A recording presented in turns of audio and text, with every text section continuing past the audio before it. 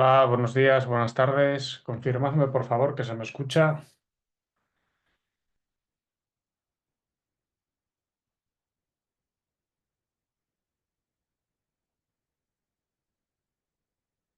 ¿Se me escucha?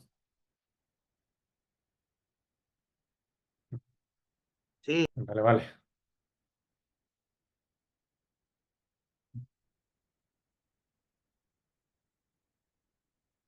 Vale, vale, disculpadme, que como no tenía confirmación, digo, no, igual no se me escucha.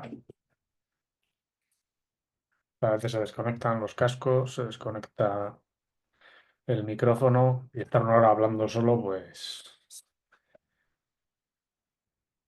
bueno, supongo que me... tal buen día. Bueno, ¿qué tal? ¿Qué tal estáis? Estamos a jueves ya, 22 de mayo, ya estamos en plena primavera, se nota en el sol, parece que hay otra manera de afrontar el día, la verdad.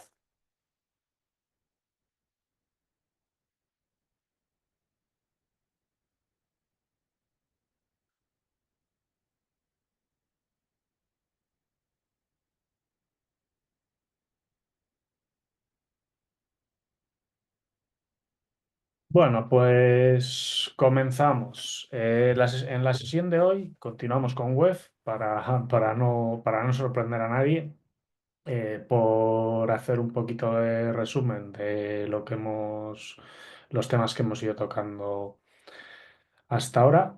Bueno, el tema anterior hemos visto de una forma muy completa los diferentes tipos de autenticación que teníamos, desde las más sencillas hasta las más complejas. Pues empezando desde autenticaciones básicas de HTTP hasta bueno, cosas como Auth, los tokens de JWT y similares. En esta sesión, lo que vamos a ver es cómo gestionar eh, esas autenticaciones y estas autorizaciones. ¿Qué queremos decir con esto? Lo que vamos a ver es voy para atrás. Vamos a ver la gestión de sesiones y de las autorizaciones dentro de las aplicaciones. ¿Por qué es importante esto? ¿Alguno me lo podría decir por qué es importante gestionar la sesión y por qué existe también el concepto de sesión dentro de una aplicación web? ¿Por qué no es algo que es, digamos, que ya está construido dentro de la web y es algo que tenemos que gestionar? Y por tanto, si tenemos que gestionar, es algo en lo que podemos fallar gestionando y por lo tanto también es un punto de entrada. ¿Alguien me lo podría decir?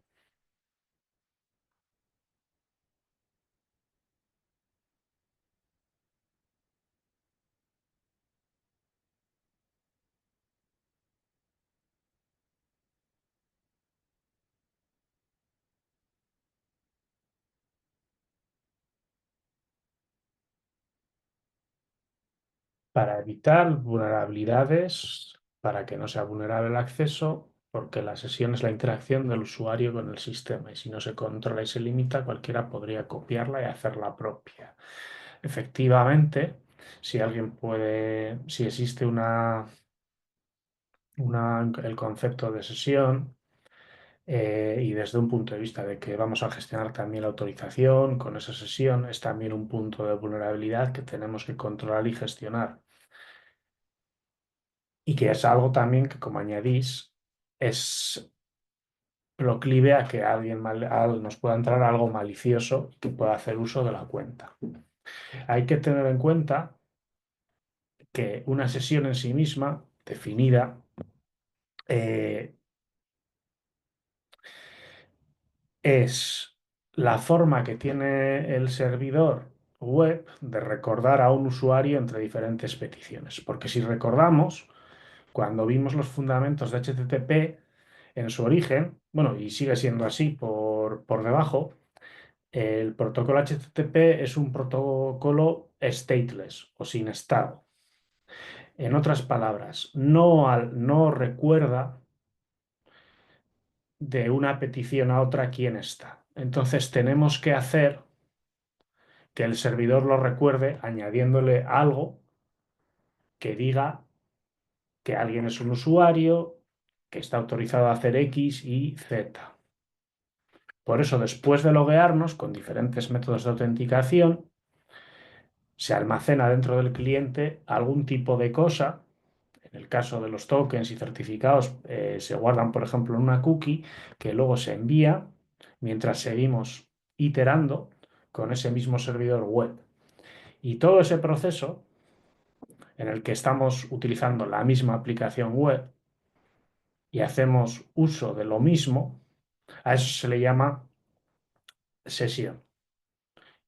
Y uno de los ejemplos clásicos es, bueno, iniciamos sesión, navegamos por diferentes páginas dentro de ese servicio y como sabe que somos nosotros y no otra persona, pues nos sale pues, el carrito de la compra, nos salen los pedidos que tenemos y cosas similares. Os voy a mostrar un ejemplo sencillo dentro de la aplicación esta que venimos usando últimamente.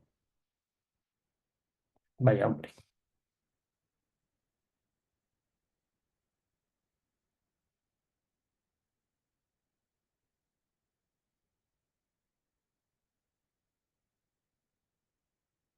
Vale. Bueno, como no nos lo deja ver, lo vemos directamente metiéndonos en Google y en DevTools, en el que podemos ver la cookie que tenemos de Google. Si vamos a DevTools, que como sabéis es de Chrome, hay equivalentes en otros navegadores. Dentro de los elementos que tenemos, hay un apartado que habla de privacidad y seguridad, en el que podemos ver eh, si recargamos, podemos ver las cookies que tengamos de servicios externos, además de tener el servidor. Nosotros podríamos hacer un set HTTP cookie desde el servidor para guardar elementos que nosotros hayamos calculado en la parte del servidor. En el ejemplo, en un ejemplo más o menos sencillo, en el que utilizamos un token de tipo JWT por coger lo último que vimos, si recordamos ese token, era una manera de informar aspectos como el usuario, podríamos añadir cosas qué rol tenía y todo eso iba codificado con un base 64, pero no iba cifrado. Por lo tanto, además, teníamos que añadir esa capa de TLS para que nadie nos lo pudiera leer dentro de las sesiones, etcétera. Y una forma que comentábamos para almacenarlo de una forma segura en el cliente y que el cliente lo añadiese a las peticiones y, por tanto, en las diferentes interacciones con el servidor pudiese recordarlo, era meterlo como una cookie. Para meterlo en una cookie se hace con un set cookie desde el servidor.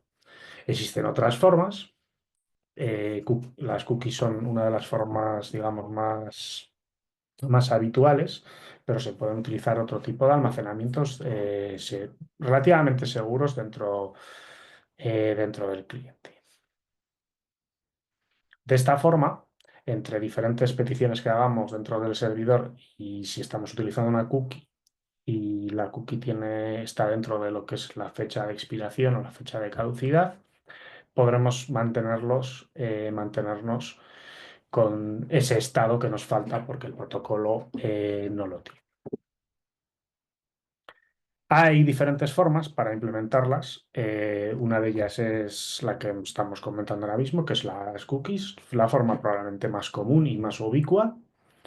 Existe otra forma para garantizar el estado, que digamos que no la recomendamos de forma habitual, que es utilizar dentro de la petición GET parámetros, porque esos parámetros quedan visibles a la hora de ver el enlace y por lo tanto es muy inseguro.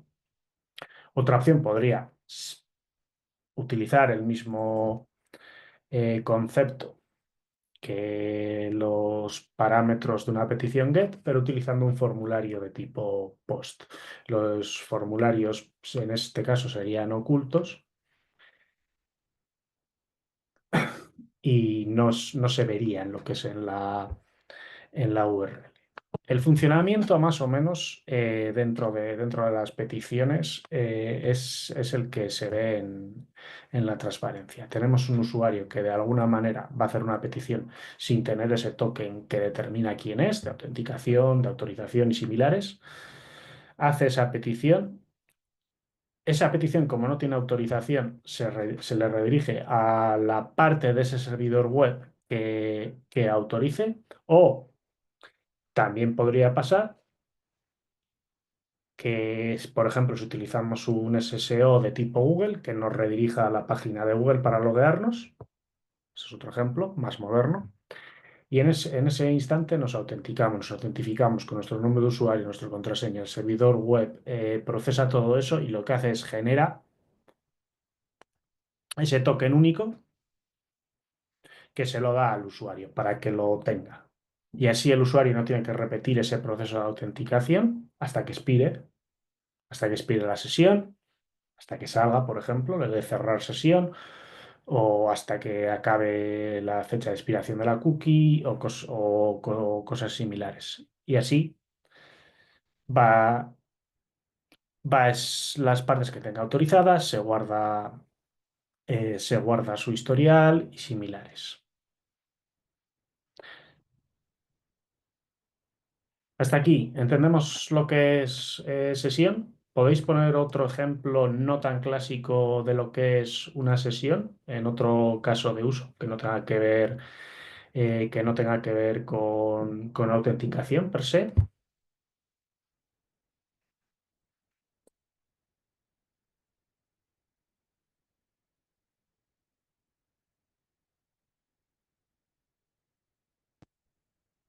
A ver, ¿alguien se anima?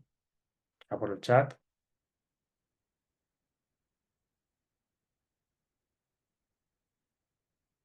¿No se anima nadie? A ver, algún ejemplo de manteniendo un carrito de compras en e-commerce. ¿Cómo funcionaría eso? ¿Qué token tenemos?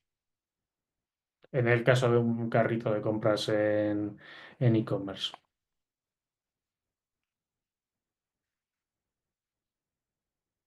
Tenemos nuestro token que Usuario y sería contraseña. Sí, adelante. Sería el usuario y contraseña. Sí, tendríamos una autenticación previa parecida a la que vemos aquí, y en ese caso tenemos peticiones pues de compra, no, de compra no, perdón, de añadir al carrito. ¿Sí?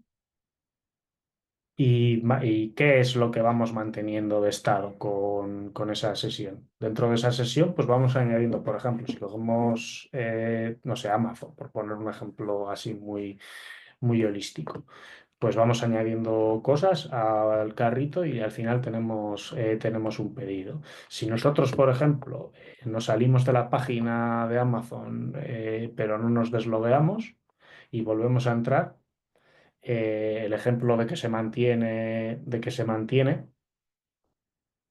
es que si volvemos a entrar todavía sigue nuestro carrito y sigue durante bastante tiempo.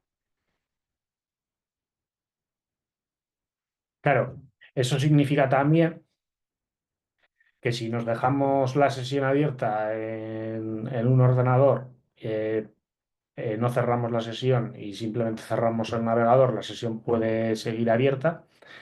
Y si ese ordenador no es nuestro o lo desbloqueamos, ¿qué puede pasar?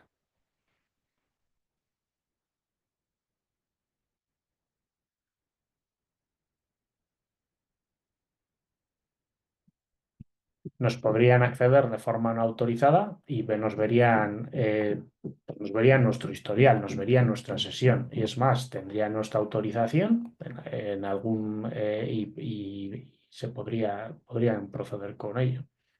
Por eso es bastante importante que tengamos cuidado a la hora de cerrar sesiones, sobre todo bueno, pues cuando estamos haciendo pedidos, pues por ejemplo en Amazon que tenemos que podemos tener métodos de pago. Por ejemplo, si estamos utilizando banca online, que también es otro ejemplo que habéis puesto aquí de sesiones, efectivamente.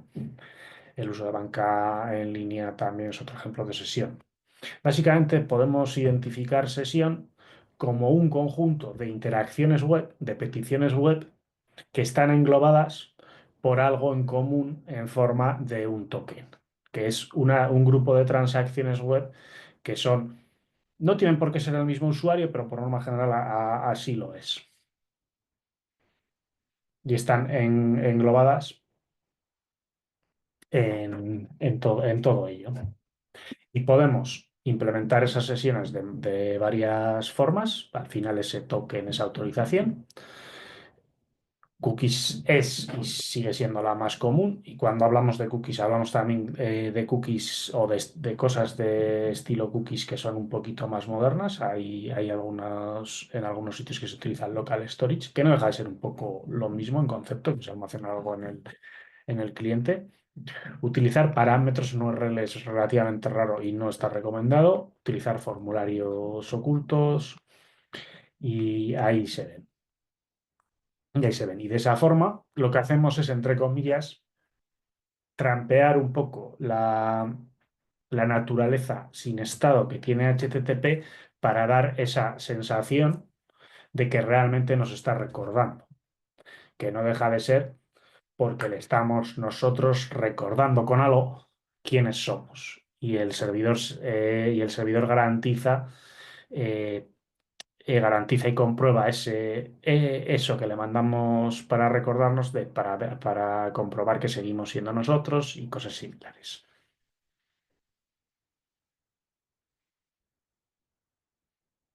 Preguntan que este token de sesión, ¿dónde se intercambia? Para eso son las cookies. El token de sesión es la forma en la que el servidor suele responder a nuestro formulario de login. El formulario de login nos responde el servidor con algo que nosotros después tenemos que enviar en cada petición a ese servidor para que el servidor, eso que nos lo ha generado para nosotros, lo pueda comprobar y pueda ver que efectivamente es válido, que tenemos una autorización y que como tenemos esa autorización podemos acceder a esa petición que estamos haciendo, como puede ser pues si estamos en un intranet, en una intranet para, yo qué sé, para aprobar las vacaciones de un empleado, pues que tenemos ese rol y similares. Suele ser simplemente una especie de código que se guarda en una carpeta dentro de nuestro ordenador en la parte del navegador. Suele estar asociado, eso en el caso de que sean cookies, que es lo más habitual. Entonces, lo que hace el servidor es manda un set cookie con ese token, que suele ser un hash o un código que puede contener la información. No es algo tan complejo como un script, como alguno comenta, sino simplemente un resumen, digamos, o la información de nuestro identificador, de qué podemos hacer, qué podemos no hacer.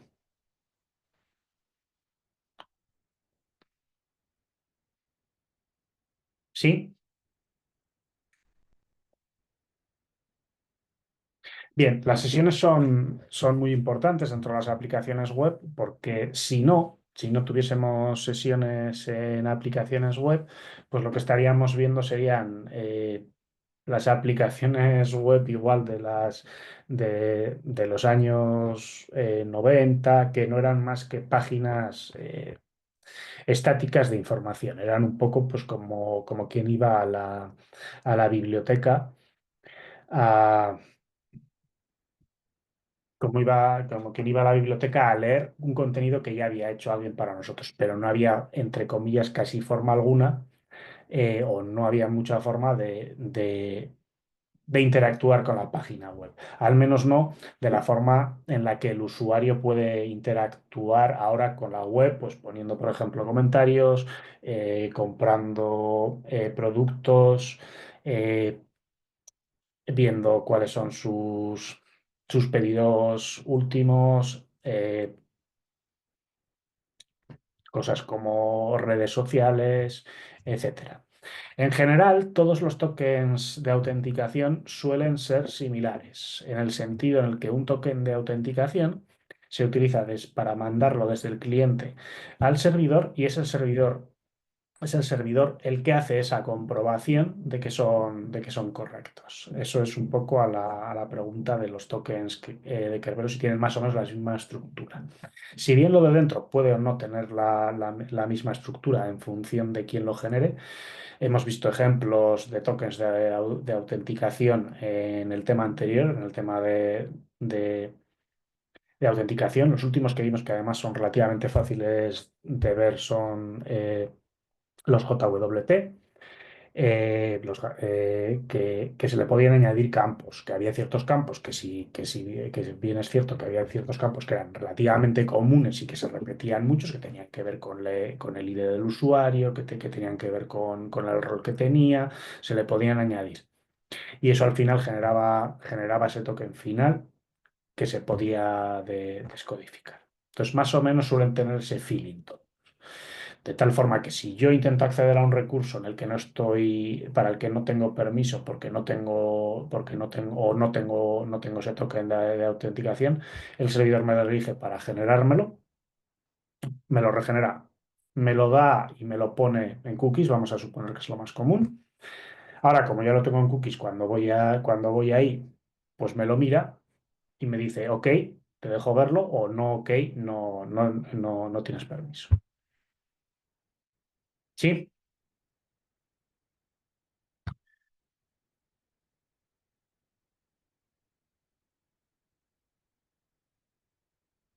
hay diferentes formas de implementarlo. Aquí tenéis métodos que se pueden añadir dentro de la sesión. Dentro de una sesión, además de lo que viene siendo los toques de autenticación, podemos añadir variables de sesión que puedan tener que ver con ese contexto del usuario. Aquí, por ejemplo, entraría el ejemplo que habéis puesto del carrito de la compra. El carrito de la compra podría ser una variable dentro de esa sesión que a su vez pues es una lista de productos que tiene los IDs de los productos que se han ido añadiendo al carrito de la compra y la cantidad, etcétera. Entonces, se puede recorrer esto de diferentes maneras. Si estuviésemos en una aplicación Java, utilizaríamos estos métodos y hay otras maneras de acceder.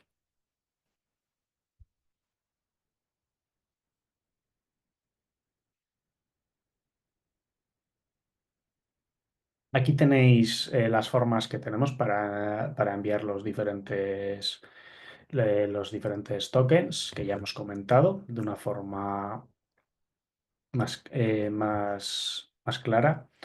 La de cookies es la más estándar. Pueden ser HTTP cookies, que serían las estándar, o pueden ser un poco de las más modernas. El problema que tienen las cookies, las cabeceras cookies estándar respecto a cosas como el local storage, y esto es importante tenerlo en cuenta, es que las cookies estándar tienen una limitación de tamaño más grande. Sin embargo, local storage, pues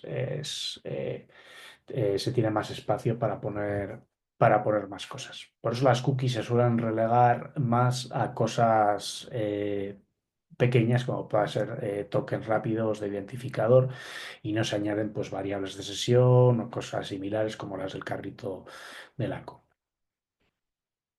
Hay otras formas. Esta segunda, el parámetro URL, es en el que pues, utilizamos una petición GET para añadir cosas dentro de la sesión. Esto, si os fijáis en muchas páginas antiguas, según vais navegando, en la URL que vais generando tiene un montón de cosas. Tiene, por ejemplo, ID del producto y página y, bueno, pues eso también, como esos son parámetros dentro del servidor web, también sirven para personalizar y guardar cosas del usuario. El problema que tienen es que si se ponen así directamente en la URL, pues existe el problema y la problemática de tener un ataque de reescritura de esa URL y, por ejemplo, pues alguien malicioso podría cambiar los IDs de productos, podría cambiar el número el número de productos y cosas similares. Existe también formas de poner básicamente formularios como los de login para obtener esos valores que nos sirven también para dar contextos. Y una cosa que veréis también mucho y que tiene que ver además con esta naturaleza, ¿no? Dentro de la web de que como no tiene la funcionalidad implementada de serie, pues se han ido haciendo un conjunto de técnicas un poquito así como parches. Pues una forma muy común es poner inputs que son ocultos. ¿Qué eso qué significa? Pues hacer una especie de formulario oculto que no se ve y que tiene valores. Y esos valores sirven para ir cambiando cosas dentro de la respuesta de la página web en base a lo que seleccione, de lo que seleccione el usuario. Y esto es bastante común y lo veis muy a menudo. Si hacéis simplemente diferentes páginas que visitéis, inspeccionáis con cualquier navegador web que tenga algún tipo de herramienta de developer y veis el código que tiene, veréis que hay campos ocultos como ese en bastantes sitios, en formularios, en cosas similares.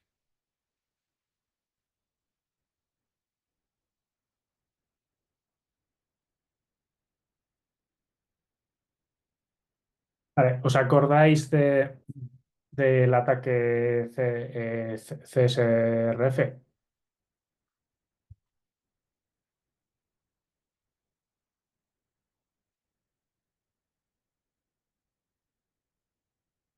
¿Os acordáis del ataque CSRF?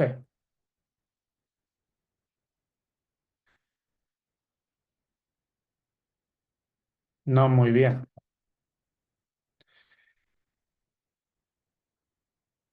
Por dos. Vale, vale, vale. Bueno, pues si os acordáis, es de cuando os acordáis de la página esta, de esos textos si os acordaréis. ¿Os acordáis de esta página vulnerable que era de venta eh, de zumos? De eso si os acordáis. Bien, vale. Pues bueno, y que se cayó y que justo a lo último tenía yo preparado un tema de que tenía yo preparado un formulario que había hecho yo aparte en el que básicamente lo que hacía era llamar al formulario de la página de Zumos, utilizando, utilizando los credenciales que tenía en el otro lado. ¿De eso os acordáis? Más o menos. Vale. Eh, el ataque este, Cross-Site Request Forgery, básicamente, por resumirlo muy mucho, a nivel conceptual lo visteis. Visteis que yo tenía un formulario, lo que visteis fue que tenía un formulario que había hecho yo, que era que el resultado lo mandaba, lo mandaba al servidor web, al de la página de Zumos, y lo que hacía era eh, coger los valores, pues en este caso lo que hacíamos era lo del CAPTCHA. Vale, conceptualmente lo que hace es envía esa petición a esa aplicación web que es vulnerable a Cross-Site Request Forgery y esa acción se realiza a través de esa víctima que tiene ya abierta la sesión o que tiene eso.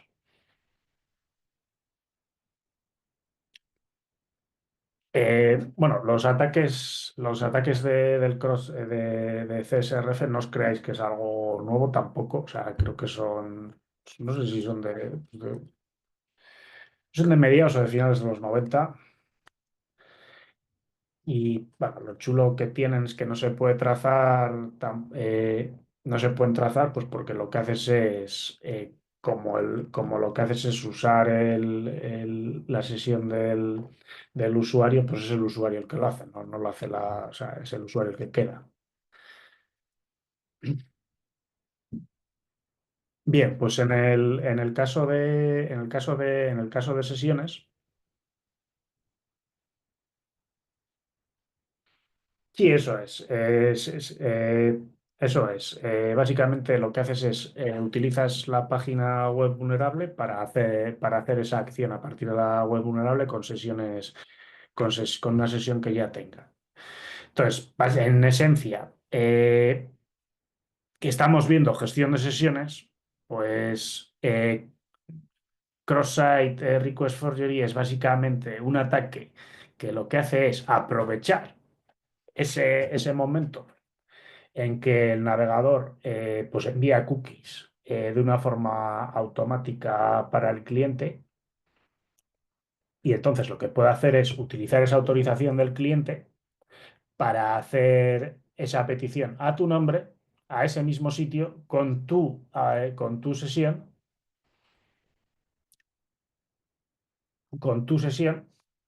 y lo hace.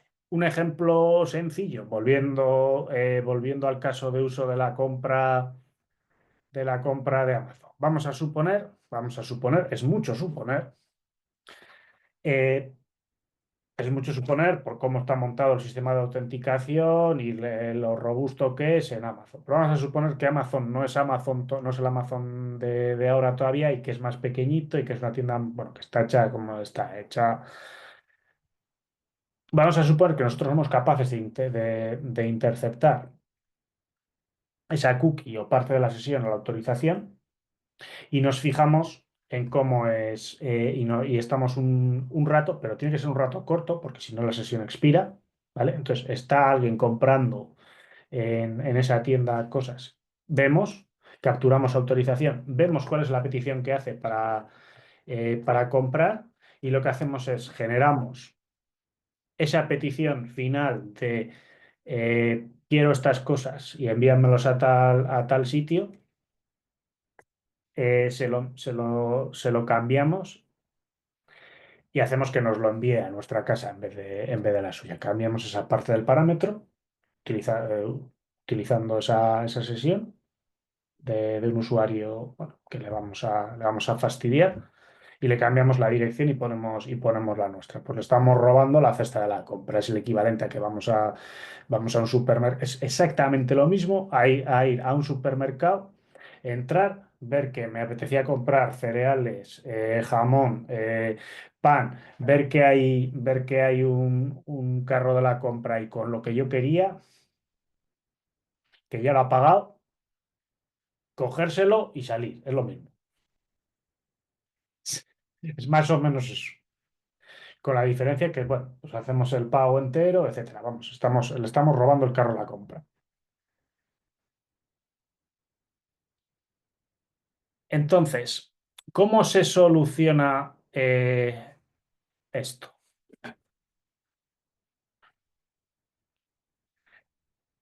Aquí, por ejemplo, tenemos un formulario que lo que hace es crear un nuevo usuario. Tenemos usuario, contraseña y luego además tenemos un campo oculto que nos da la identificación del usuario. ¿Qué ocurre con esto? Que con este campo oculto tenemos algo que nos permite ver la precedencia de, de las peticiones, porque eso se genera para cada cliente físico, para cada navegador que está interaccionando. Esta es una forma, generar un identificador para cada una de las peticiones que permite que si alguien va a hacer lo mismo, se le va a generar otro identificador y por lo tanto no va a concordar. Y por lo tanto no va a ser capaz de hacer ese cross-site request forgery. Esta es una manera, pero hay otro parámetro dentro de las diferentes configuraciones que se llama, y os lo pongo por aquí, por el chat. Same site.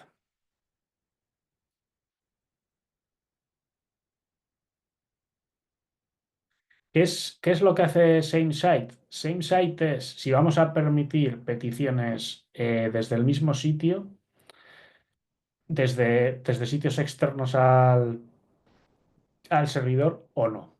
Si nosotros ponemos Same Site, efectivamente, eso está dentro del header Content Security Policy.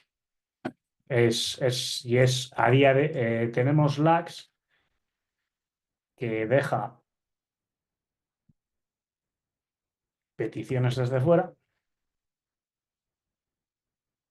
Bueno, lo de desde, entre comillas, no es exactamente que deje todas las peticiones desde fuera. Y tenemos same site strict que no deja.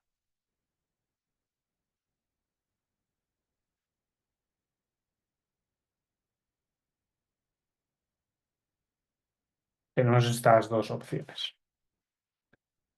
Esta forma es la más arcaica de tratar de solucionar este tipo de problemas.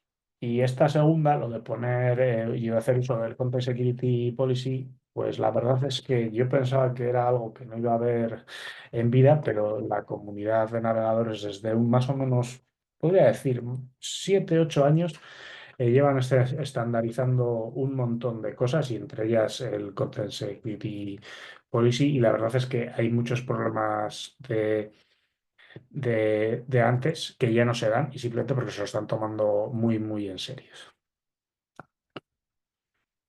Mm. Esto lo que implica es que hay un problema de a ver a quién hago caso y si alguien puede pedirlo desde fuera. Entonces, la gran mayoría de problemas y vulnerabilidades que hay en la web de forma general, no solamente, no solamente de sesiones, que también, viene por el uso de cosas que se llaman de third party, de terceros. Si nos fijamos en una página web, hay muchísimas de las cosas que se muestran en esa página web que no son propias del servidor web y son las que dan un poco problemas. A saber, redes de anuncios. eh, bueno, redes de anuncios diríamos que es la principal, básicamente todo lo que todo lo que se coloca en un iframe ya es más problemático. Los iframes, la regulación que tienen es un poco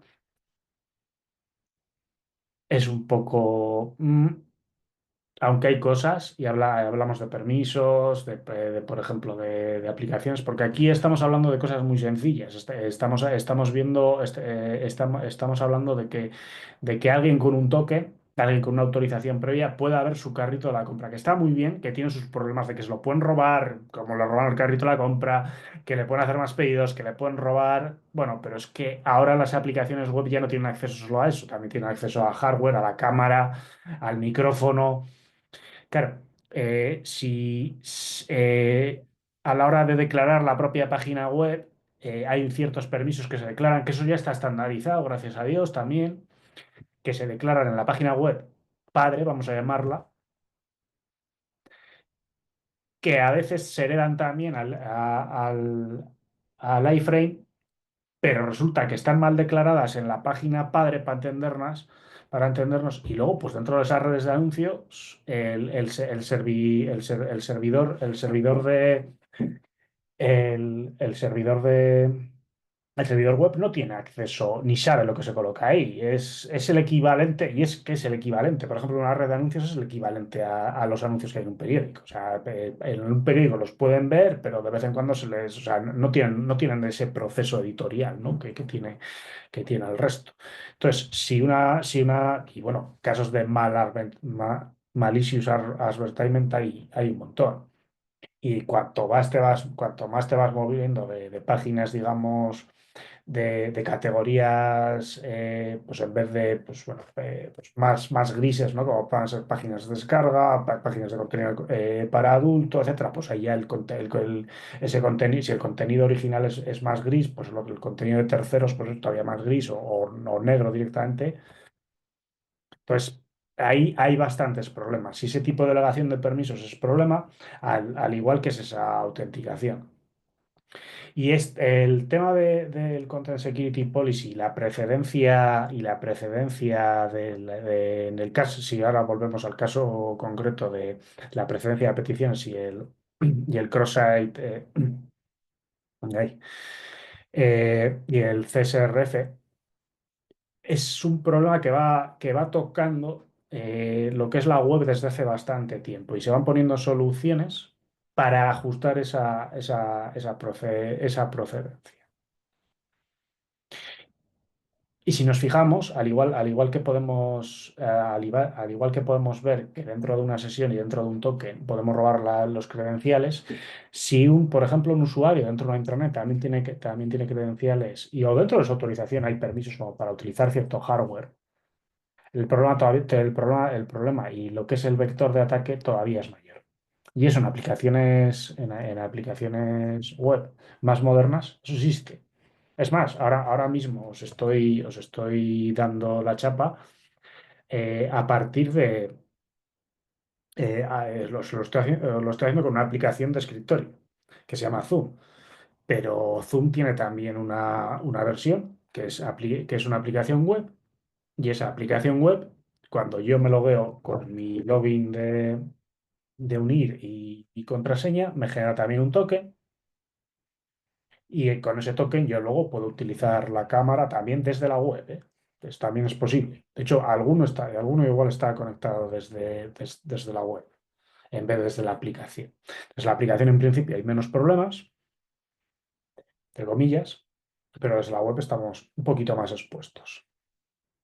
Entonces, si alguien estuviese escuchándome, y no me refiero a escuchándome en la clase, me refiero a escuchando para robarme ese token, pues podría tener acceso a mi cámara. Y una vez que tienes acceso a mi cámara, aunque sí que es cierto que solamente podría hacer las cosas que se hacen en Zoom, pues no sé, podría igual pues sacar vídeos de lo que es mi casa, cosas similares, o no. No es tan sencillo, pero bueno, podemos ver la problemática.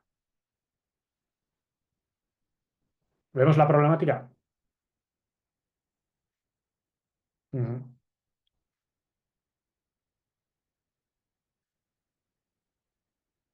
Esta problemática entre on-site y third party se da en todo, ¿eh?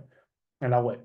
De hecho, podéis ver un montón de estudios y se sigue publicando sobre el asunto, sobre el tema de third party, de incluir cosas de third party, que es tan sencillo como third party cookies. ¿Quién no usa third party cookies? Todo el mundo usa third party cookies, claro. Simplemente incluyes ya el típico script de Analytics de Google y lo estás incluyendo. Va por todos los lados. Entonces, preguntan por aquí resulta bastante interesante que, claro, que a ver si es una buena práctica el alojarlo todo de forma interna.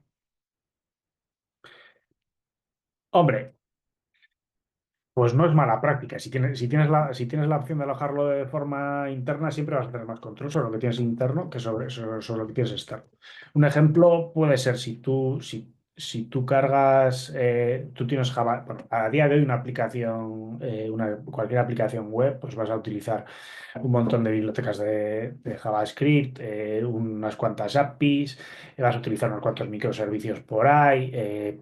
O sea que no va a ser autocontenida a no ser que te hagas la típica página de portfolio con cuatro cosas estáticas, pues un poco como lo comentábamos ahí de los años 90, ahí igual sí, pero quitando eso no. Entonces, bueno, por dentro de lo que cabe, reducir la exposición a cosas que puedan tener, pues sí es recomendable. Y lo que sí que puede pasar, y esto se ve bastante a menudo, es que, bueno, en páginas web como en absolutamente todo el resto de cosas, lo que se hace es se coge una versión anterior que tenías o una plantilla que tenías o que encuentras por ahí o lo que sea, y si en esa plantilla dentro de la cabecera tiene incluido un montón de, yo qué sé, tiene incluidos esos X scripts, pues porque le hacían falta o no, del que te estás inspirando incluso hablamos de y permisos de cámara, permisos de no sé qué, pues luego tu aplicación web igual no le hacía falta eso, pero ahí sigue.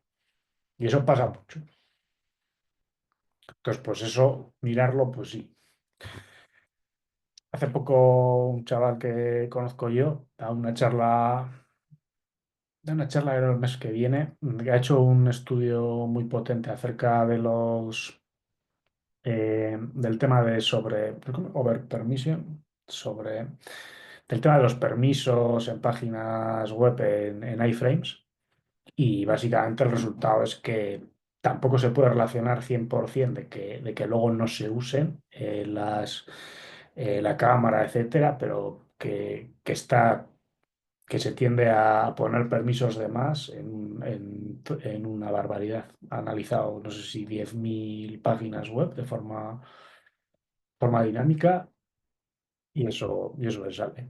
Y es algo que parece obvio, pero ahí está.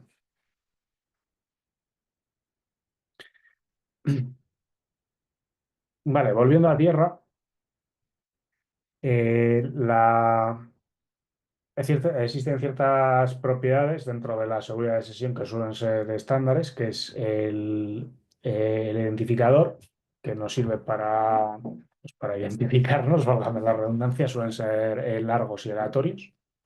Aquí el objetivo es, diría que obvio, cuanto más largo, más difícil de craquear. El mínimo suele ser 128 bits, yo diría que incluso más. Hay que establecer un tiempo máximo, una fecha de caducidad, una expiración, que sea que la sesión se muera pues porque no haya actividad y uno absoluto, pues para que no pasen cosas de que alguien entra en otro ordenador y las cookies. Aquí están los atributos que hemos comentado, las cookies. Deberían ser los atributos secure. Tendría que tener probablemente que sean cookies HTTP only para limitar esa. Y en la cookies se le pondría también el atributo que hemos comentado antes de same site. Luego,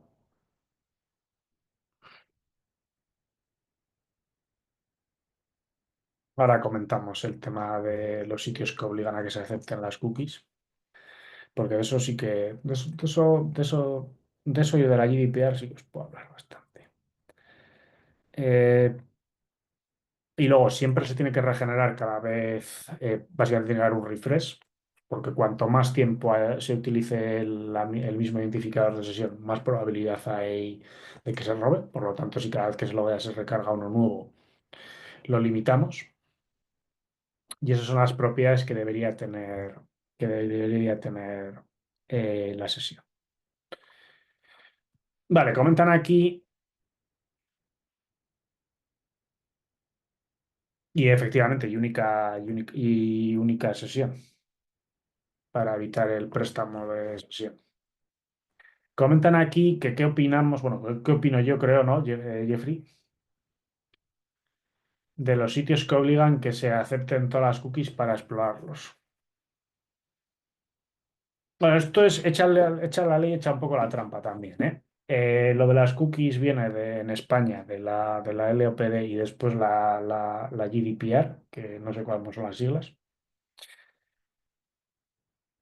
en el que básicamente eso en España, luego en España y en Europa. Luego sé que todas las leyes de privacidad similares, como la estadounidense que había en California y cosas similares, todas copian de la GDPR, pero son menos restrictivas. Obligan a que cualquier tipo en el caso concreto de las cookies, obligan a informar de lo que están haciendo. El problema que tiene, y esto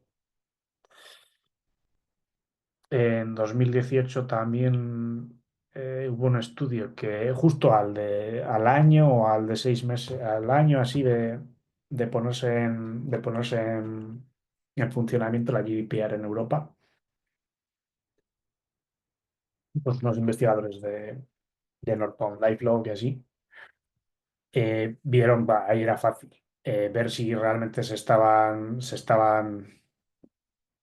cumpliendo la GDPR o, o no, o se estaba cumpliendo entre comillas. Bueno, el resultado, pues os lo podéis imaginar, que es básicamente pues, que no se cumplía exactamente lo que se decía y se trataba un poco de cumplir expediente.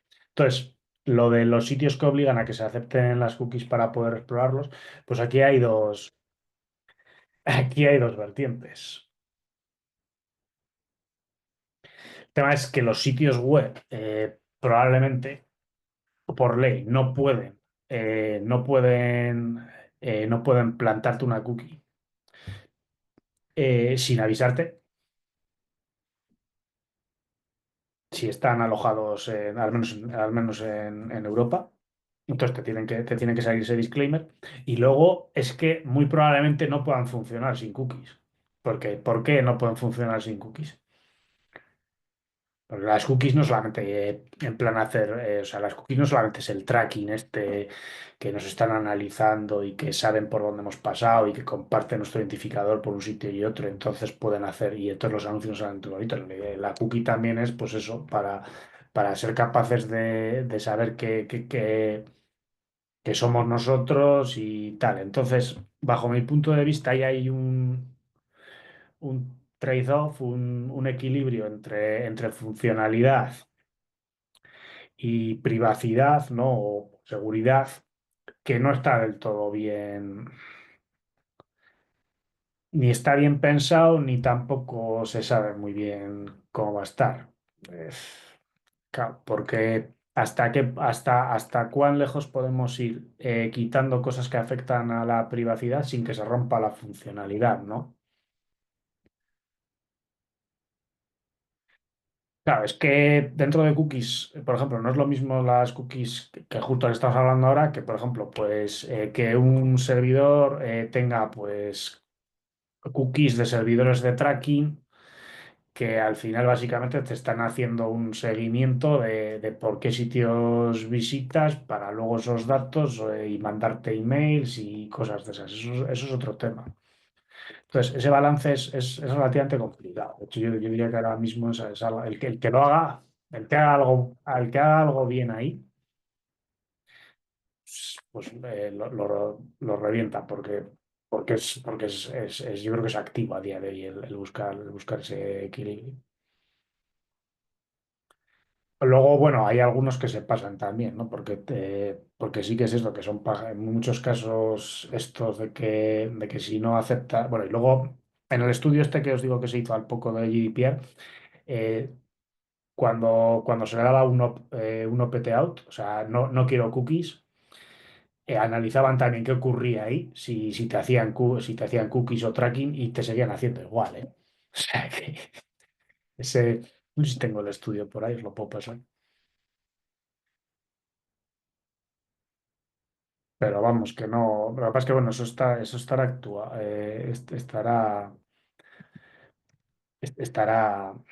estará desactualizado porque es del 2018.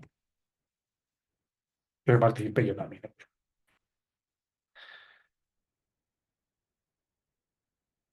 Pero bueno, que no. Ya 2019 es.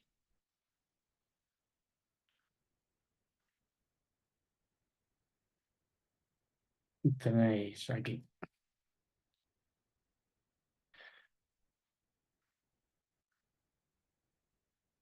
Pero vamos, que no había manera. Entonces, con las cookies es una forma de sesión. Y es muy importante el tema de mirar procedencias, las propiedades y garantizar ese tipo de, de seguridad, tanto por temas de inactividad, etcétera. Vale, pues lo dejamos aquí. Nos quedan los ataques que pueda haber la sesión y las recomendaciones y un poquito de autorización y pasamos a una parte de desarrollo seguro. Aprovechamos estos 6 últimos minutos para alguna duda que podáis tener, así más particular sobre temas de sesiones, sobre cómo gestionarlas, cosas así.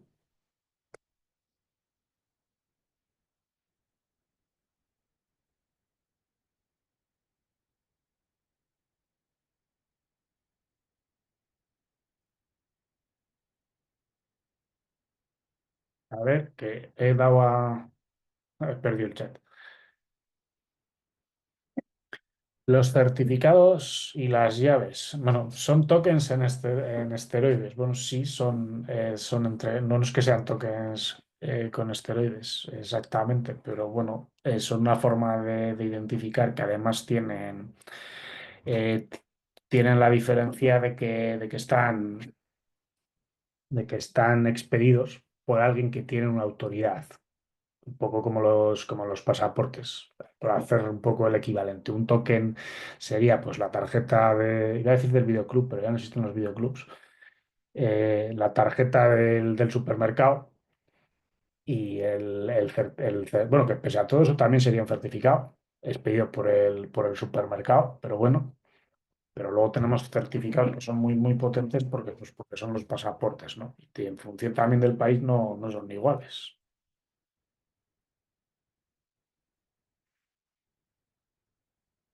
De todos modos, certificados podemos emitir nosotros de forma local si queremos. El tema es que en los que la autoridad emisora del certificado pues seríamos nosotros y nosotros pues no tenemos la autoridad, ¿no? que tiene pues otro emisor, pues como puede ser, pues no sé cómo será en vuestros países, pero por ejemplo aquí en España hay lo que es el documento nacional de identidad, tiene un certificado digital dentro, que lo que permite es pues, firmar digitalmente y autenticarse digitalmente. Y claro, eso está emitido pues, por el país. Entonces eso bueno, tampoco mucha, pero bueno, tiene cierta autoridad.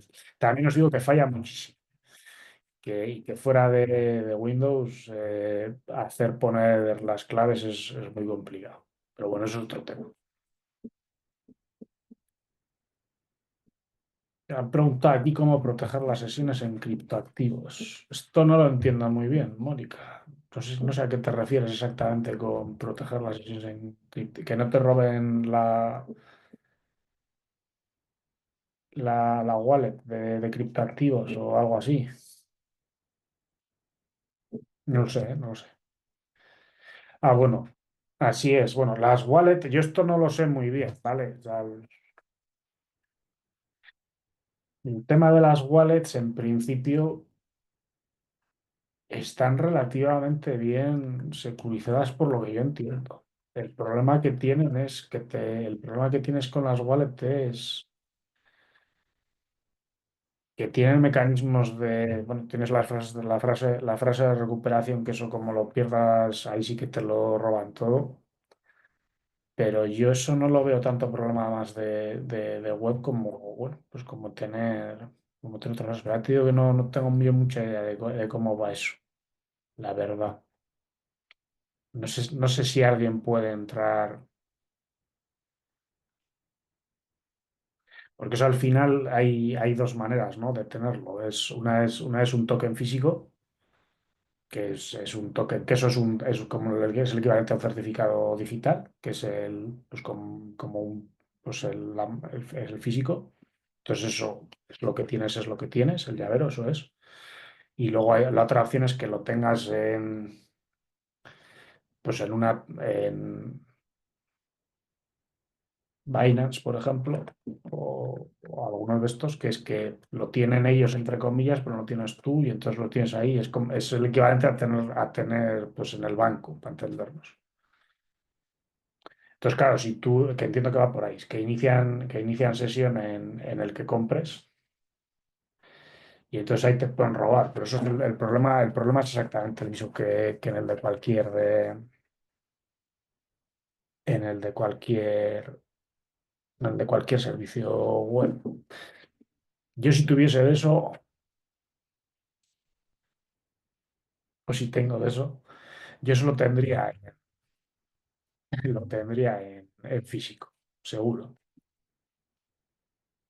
Pero eso ya es porque yo soy así.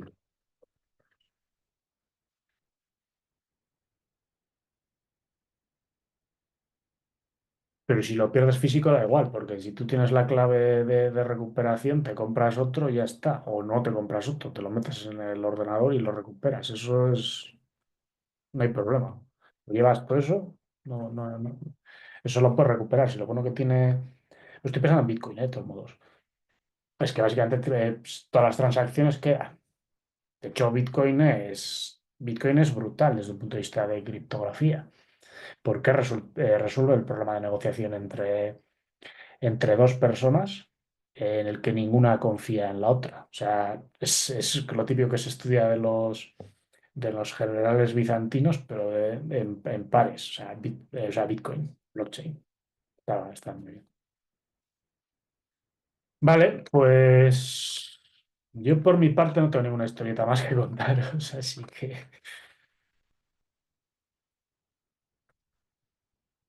vale, pues estamos la semana que viene, que tenemos una.